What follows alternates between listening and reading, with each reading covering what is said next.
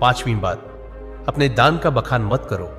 आचार्य चाणक्य मुस्कुराए और बोले, पुत्रों, जो दान जुबान से बोला जाए वो पुण्य नहीं, अहंकार का प्रदर्शन होता है।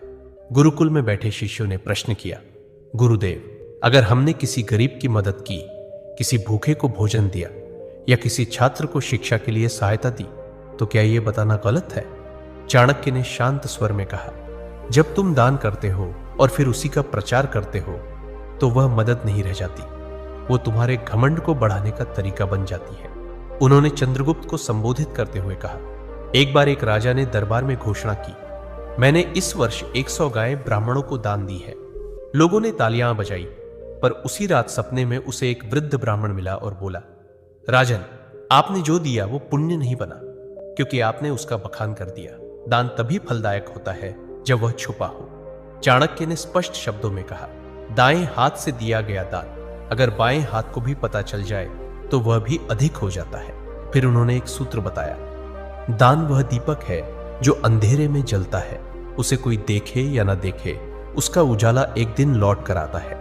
इसलिए मेरे दोस्त, अगर तुमने सच में किसी की मदद की है तो उसे दुनिया को बताने की जरूरत नहीं है। जो सच्चे दिल से दिया गया है वह ऊपर तक पहुंचता है, बाकी सब बस दिखावे की बात है।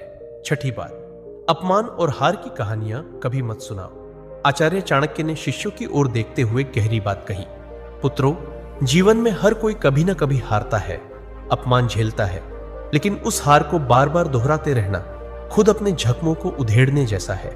उन्होंने चंद्रगुप्त की ओर देखा और बोले, एक योद्धा ने युद्ध में हार का सामना किया। उसने हर गांव में जाकर कहा, मैं हार गया, मुझे धोखा दिया गया, मेरे साथ अन्याय हुआ।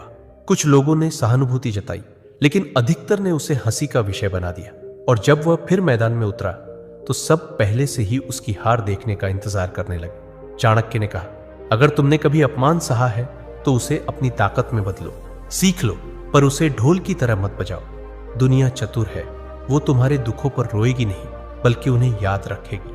उन्होंने एक सूत्र सुनाया, अपमान को याद मत करो, उसे अपने भीतर शक्ति में बदलो। जब तुम अपने दुख को सबके सामने लाते हो तो वे लोग जो पहले ही तुमसे जलते हैं उसी को तुम्हारे खिलाफ इस्तेमाल करते।